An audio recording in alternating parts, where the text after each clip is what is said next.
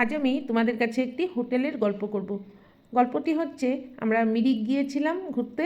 তো ঘুরে আমরা বিকেল 4:30 পৌনে 5টা নাগাদ হোটেলে এসেছি ভাত খেতে। ভাত খেতে এসে দেখি মায়ের ফটো।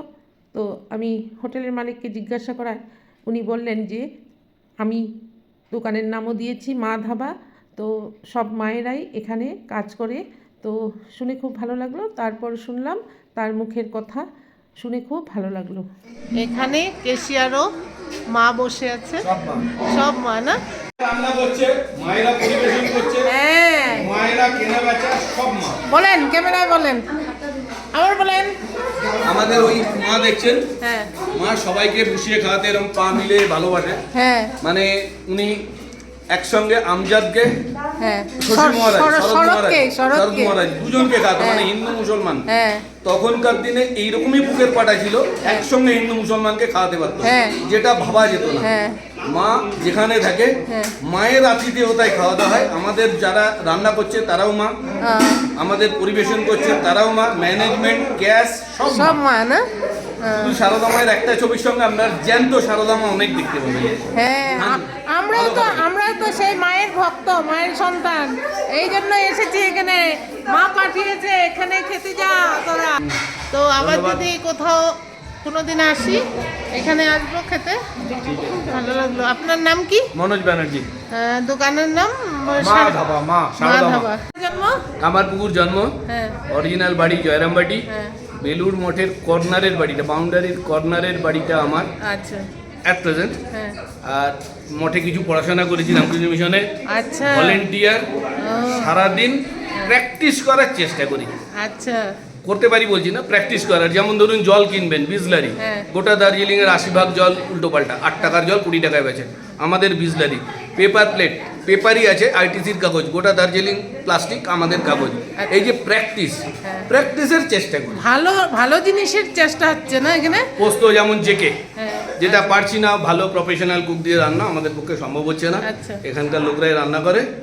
যেটা আমাদের পক্ষে সম্ভব সেটা আমরা চেষ্টা করি। আচ্ছা গীতানন্দ মহারাজজি, ও দীক্ষা গীতানন্দ মহারাজজি, হ্যাঁ।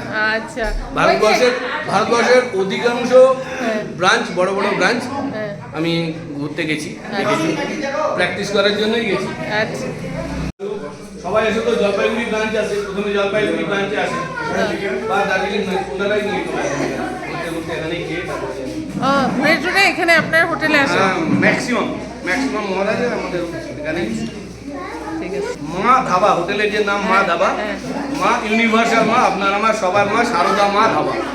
সারদা লেখার দরকার হয় না, মা বললেই সবাই বুঝতে পারে। তো আমরা এখন খেতে বসেছি, খেয়ে দেখছি কেমন রান্না বান্না। দেখতে তো খুব সুন্দর লাগছে। ওই যে রান্নাঘরটি দেখছো, সব মায়েরাই রান্না করছে, খেতে দিচ্ছে। তো খেয়ে দেখছি খুবই টেস্টি হয়েছে রান্না। আমরা নিরামিষ খেয়েছি, তো নিরামিষ রান্নাও খুব ভালো লাগলো। তো তোমরা যদি মিরিক আসো এখানে এসে খেতে পারবে। মায়েরা সব রান্না করছে, মায়েরা সব কিছু করে এখানে এই হোটেলে। তো খুব ভালো লাগলো। এই যে উপরে মা বসে আছেন, সব মায়েরা এরকম পরিবেশন করে। এইখানে সবাই মায়েরাই রান্না করে, তো সব কিছু মহিলারাই করছে। বললো নেই আতায়। আচ্ছা ঠিক আছে। মেয়েগুলিও খুব ভালো। তো আমাদের সঙ্গে অনেক গল্প করলো হিন্দিতে। ওরা বলছে যে আমরা বাংলা ভাষা বলতে পারি না, বুঝি। খাবো এখন। দাদা ভালো হয়েছে রান্না? ভালোই লাগছে খেতে। কেমন খাওয়া দাওয়া মামনি? ভিডিও করে, আর এখানে একটা নাম আছে কি জানি কয়, এটা রান্না করে থাকতে লাগে। হ্যাঁ হ্যাঁ হ্যাঁ আমরা তো রাখি। মা পাঠিয়েছে তাই এসেছি এখানে খেতে। এসে দেখলাম মায়ের ছবি, ভালো লাগলো। রান্নাবান্না খুব টেস্টি হয়েছে, তৃপ্তি সহকারে ভাত খেলাম। তো ওনার মুখে শুনতে পেলাম যে দার্জিলিং মহারাজজিরা ঘুরতে গেলে এখানে এসে ভাত খেয়ে নেয়। তো আমরাও খেলাম খুব তৃপ্তি সহকারে। ভিডিওটি এখানেই সমাপ্ত করছি। জয় মা, জয় ঠাকুর, জয় স্বামী।